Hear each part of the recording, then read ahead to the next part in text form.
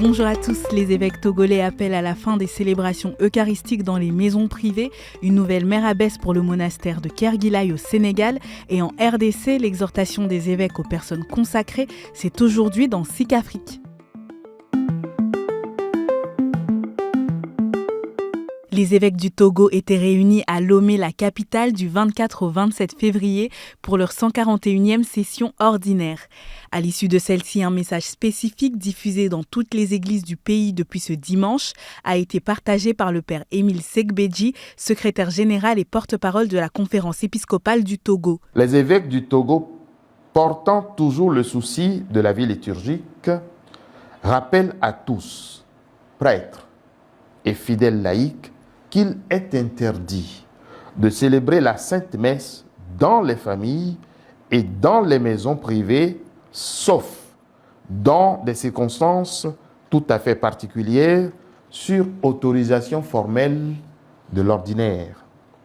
Les évêques en appellent à une plus grande responsabilité des uns et des autres pour le respect des dispositions de l'Église.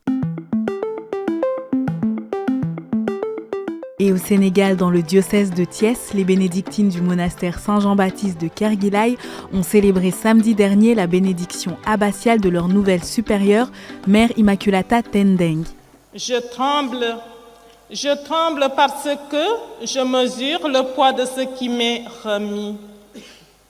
Gouverner une communauté monastique, c'est tenir la lampe devant des âmes qui cherchent Dieu.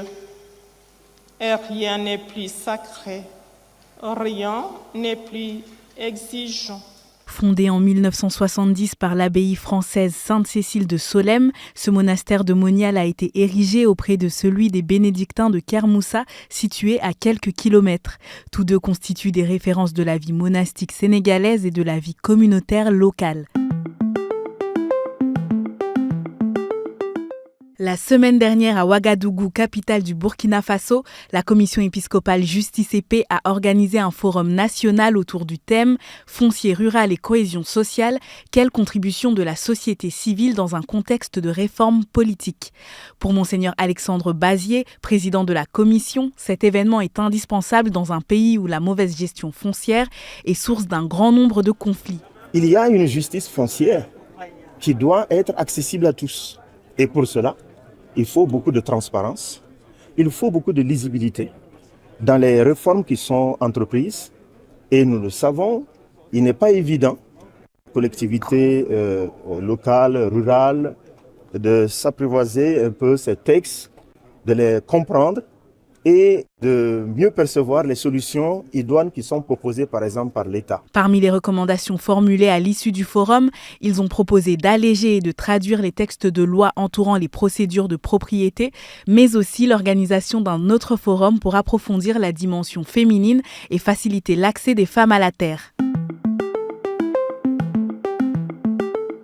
La conférence épiscopale nationale du Congo a réuni ce lundi à Kinshasa de nombreux religieux et religieuses. L'objectif était de présenter officiellement l'exhortation des évêques aux personnes consacrées. Lors de cette rencontre, Monseigneur Donatien Ntcholé, le secrétaire général de la SENCO, a rappelé les défis propres au contexte congolais. C'était aussi le lieu pour nos pasteurs de reconnaître le mérite de nombreux consacrés qui travaillent dans des zones de conflit, affrontant au quotidien violence et insécurité. À cela s'ajoute l'engagement combien courageux dans les domaines de l'éducation, de la santé et de l'assistance aux plus vulnérables.